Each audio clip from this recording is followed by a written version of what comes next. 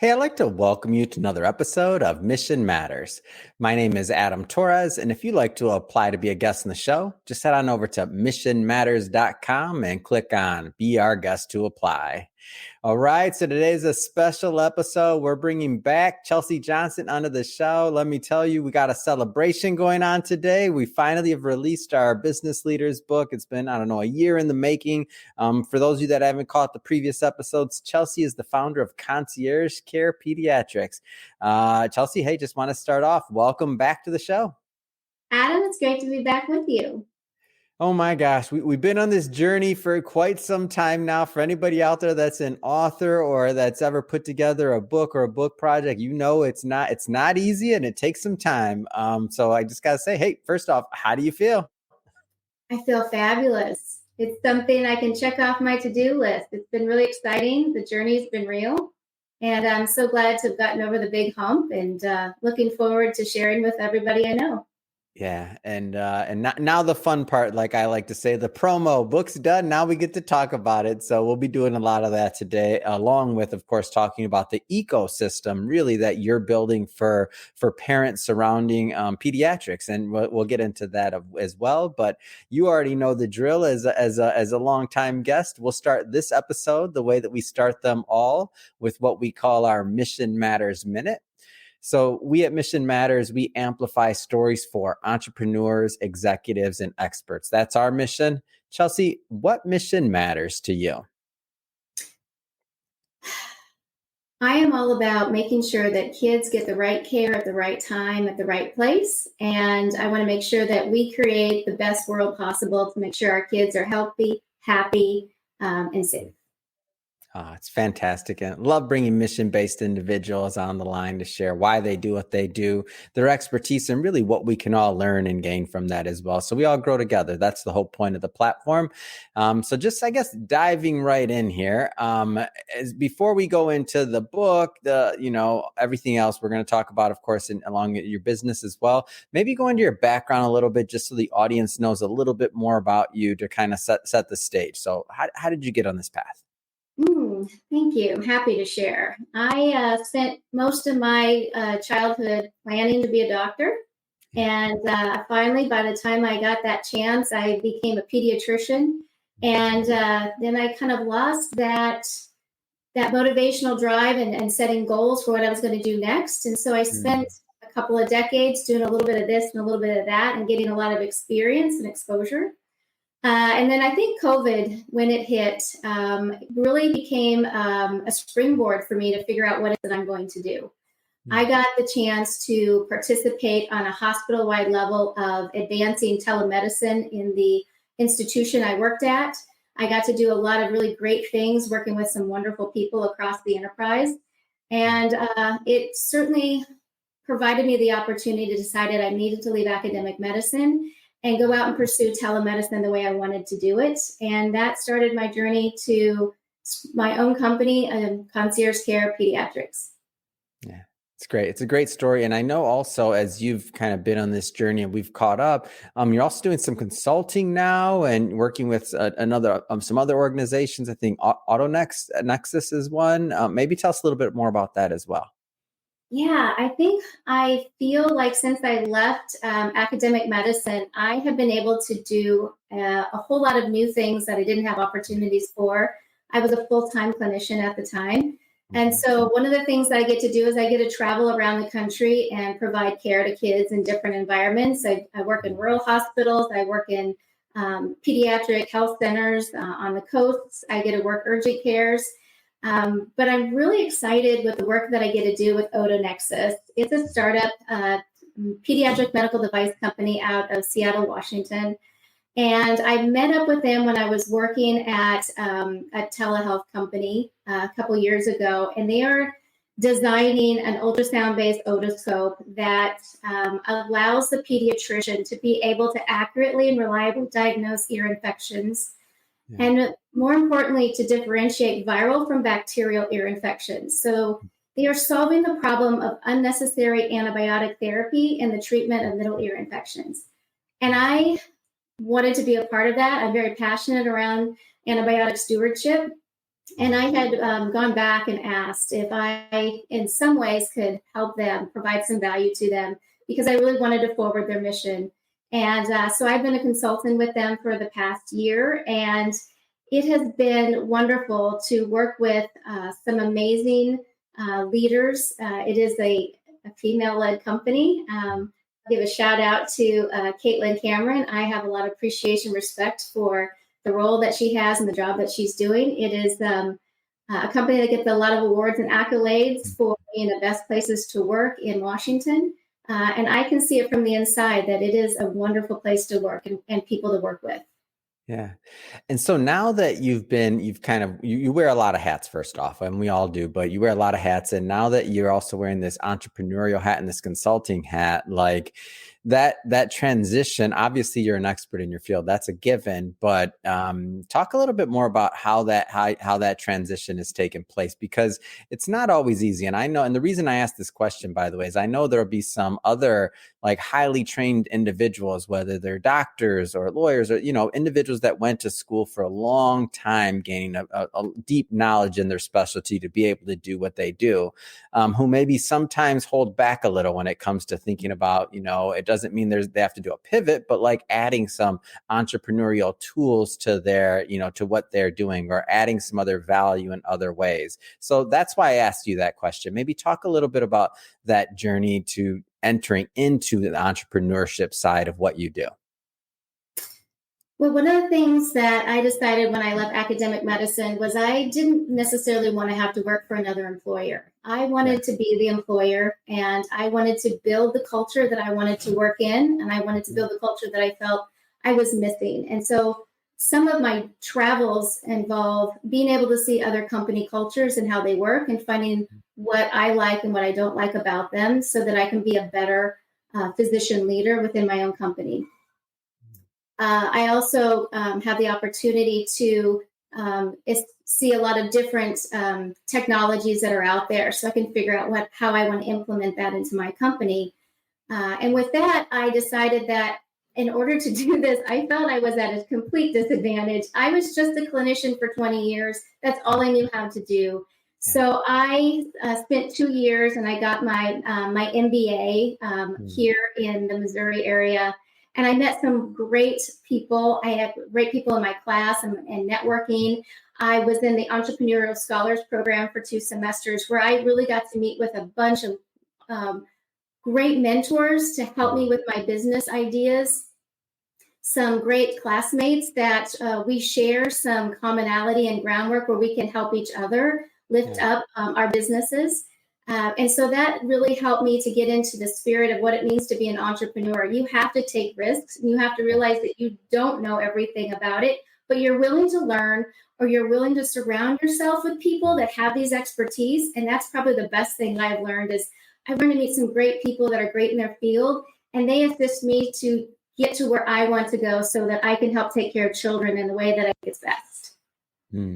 Well said. And I love it. I love the fact that in your process, I mean, because a lot of people have different processes. First off, some people just, jump off the cliff. I like to say that's how I word it. And they just dive in. And then there's others like yourself who take that methodical approach, really learn, really go down the line. I mean, there's a lot of different ways to slice entrepreneurship. So I'm grateful to hear your perspective on it as well. Let's switch it up a bit. I do want to spend some time talking about the book and of course the content that you contributed. So I'll start off by reading the title and then also go to a couple of the sections that you have in there. Then we can do a little bit of a deeper dive. But first off, the title. So Putting Kids First, Leveraging Pediatric Telemedicine for a Healthier Future. And then some of the headings in there. So the case for better triage for parents, blazing a trail, leaning into telemedicine, a shifting digital landscape, putting people first at concierge pediatric care, and the future of pediatric medicine. So I guess first off, Chelsea, a lot of different angles that you could have come at this content with and approached it, because you have a lot of different angles you could have done. Why this topic? Why now?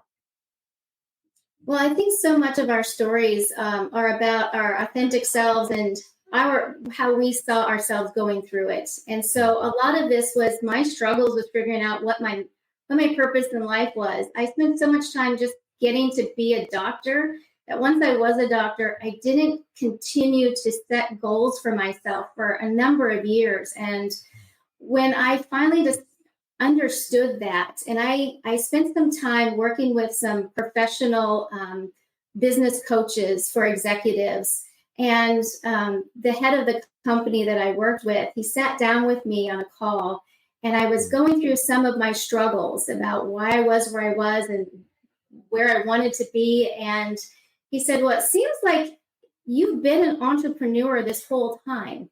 Yeah. You've been the first physician to do some of these things in some of these environments. You've gone on, and pretty much every role you've had has been something new and different that hasn't been done before. You've been an entrepreneur this whole time. And I thought about it from that perspective, and it was a completely different perspective than what I had internalized this whole time. And it really turned the switch for me to say, you're right. I just have to see what I have done differently and realize what is holding me back was the environment that I was trying to work in. And I decided that the environment I was in was too slow. The cogs in the wheels just didn't work fast enough for what I wanted to accomplish. And I just needed to change my environment. And so that's what I did. I took a leap. I left a 20-year career without an exit plan. And I said, I just know I'm going to go do something different. I'm going to do telemedicine the way I want it to be done. And it took a lot of bravery and a lot of risks to do it. And I did it. It took 3 months of job search and looking what was going on out there during the height of COVID when nobody was going to in-person care and trying to find out that next first job. And I just wanted a job so I could keep making my mortgage payments. But once I was able to secure that, I was in a much better position to start thinking about what it is I really wanted coming next. And that's where my journey for these past 3 years. Yeah.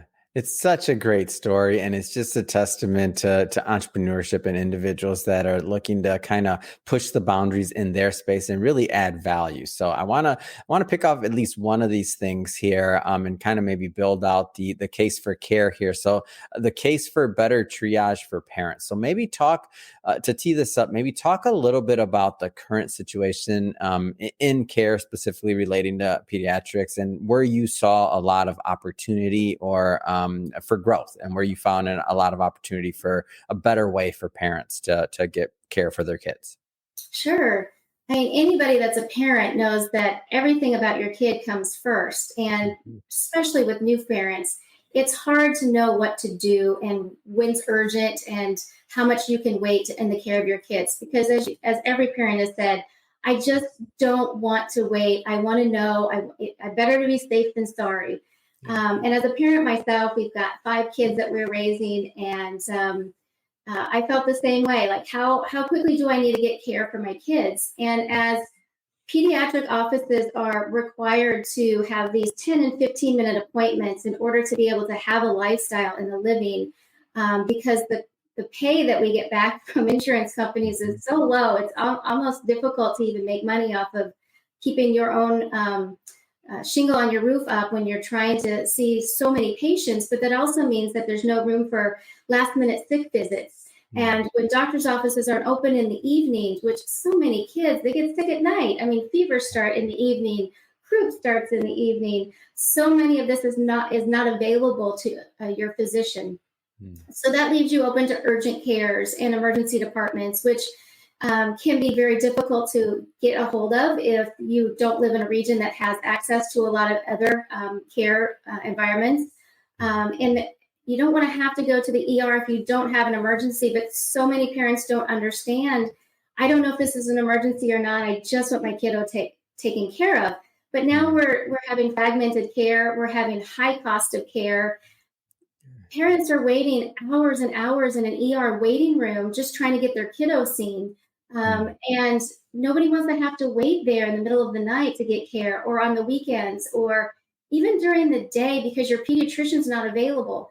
And so I'm looking for other opportunities for parents to find a more convenient, cost-effective way to just tell me, is my kid going to be okay?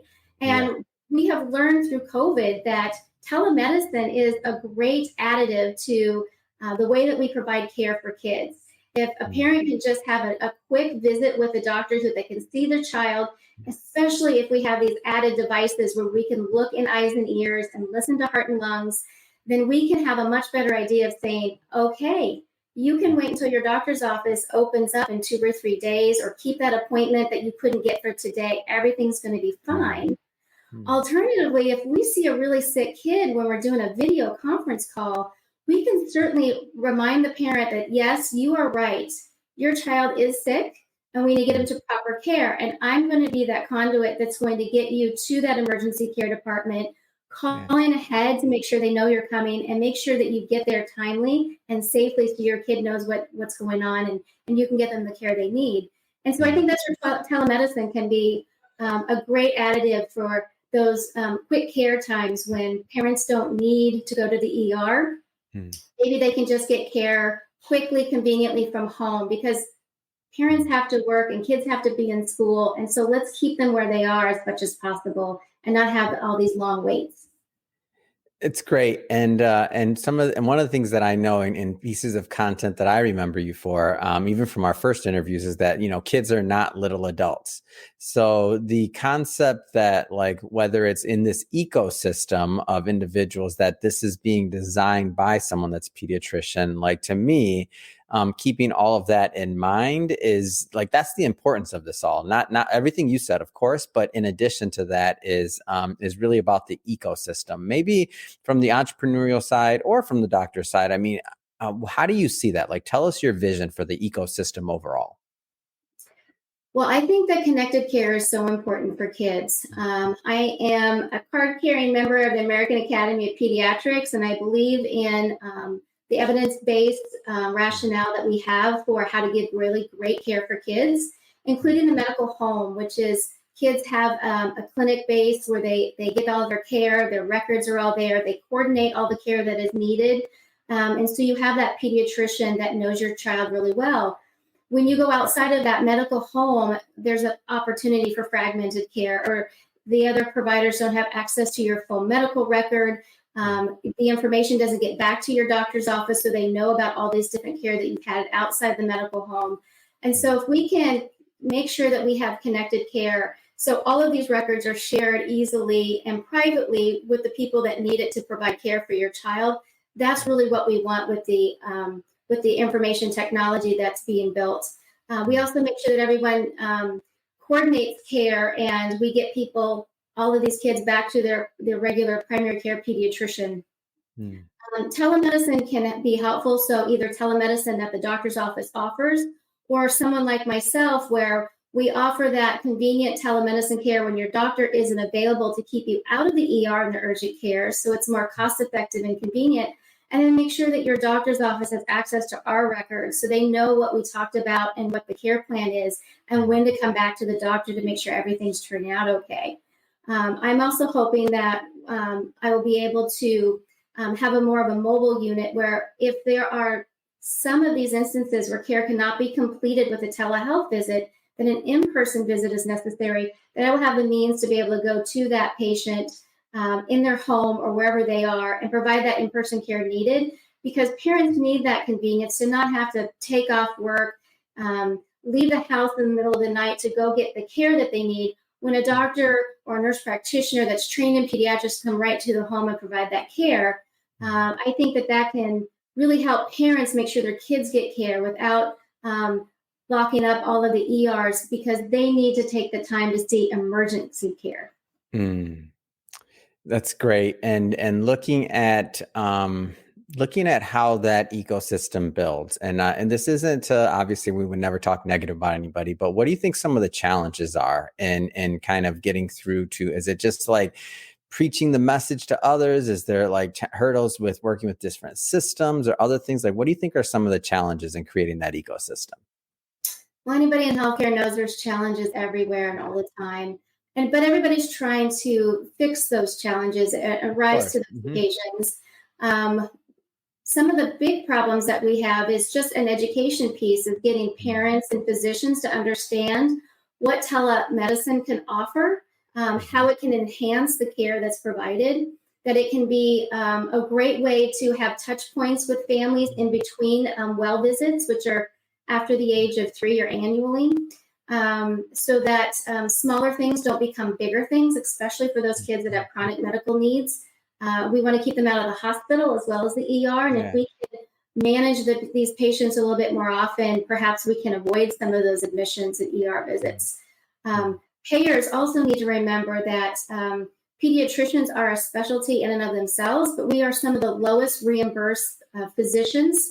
So it seems like our society does not value the children who are our future, and be able to pay the providers that's going to keep them happy, healthy into adulthood so that they are productive members of society. We need to make sure that we recognize how important it is to take care of kids, and we still need pediatricians who will go into this field and be able to pay off that medical debt in order to continue to have this as a lifelong, happy, satisfying career, because we're seeing way too many pediatricians since COVID leave the medical field entirely, retire early, go part-time. And as you know, 70% of pediatricians are women.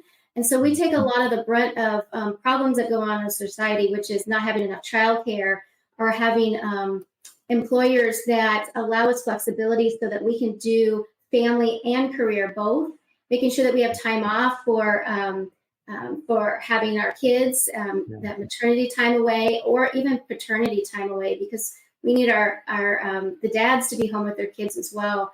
And so when we struggle with some of these problems, we know that our families struggle with these problems as well. So I'd like to say that pediatricians are the advocates for kids. We are the professional advocates in all areas where matters pertain to kids. The pediatrician should be there, whether that's in the school system. There should be a pediatrician that the schools lean on whenever there's questions, concerns, or issues regarding kids. When it comes to big pharma and development of drugs specifically designed for kids, so the research is for kids, or even medical device companies like Otonexus, which is focused on pediatrics specifically. And so much of the time, the money and resources go to adult research. And then sometimes they will have some last minute or studies later for kids to prove that it also is helpful for kids. But many times they rely on pediatricians just using it off label and not even spending the time, money, resources to ensure that their products are safe for kids as well.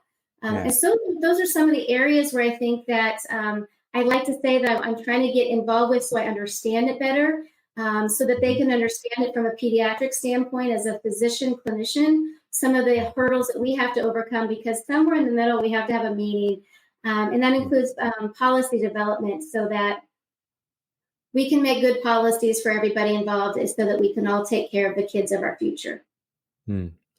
Well, Chelsea, I just have to say, it has been so much fun working on this book with you and educating myself, and hopefully my audience is getting a lot out of this as well, about some of the opportunity areas in pediatrics and some of the things in creating this ecosystem for parents. But that being said, I mean, I know you got a lot going on both as an entrepreneur, a consultant, a leader in the healthcare space.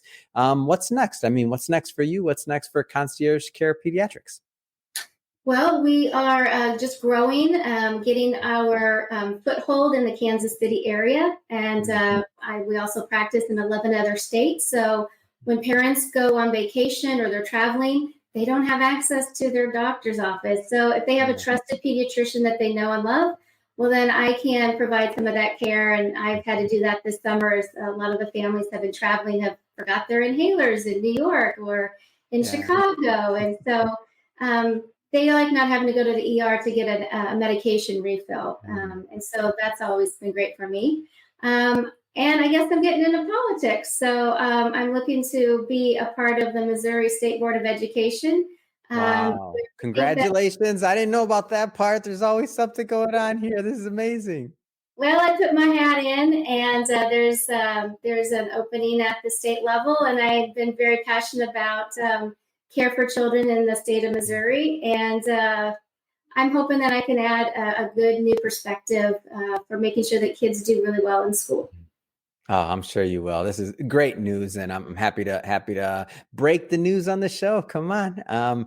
If somebody is listening to this and they want to learn more, to follow up and connect with you and your team, I mean, what's the best way for them to do that?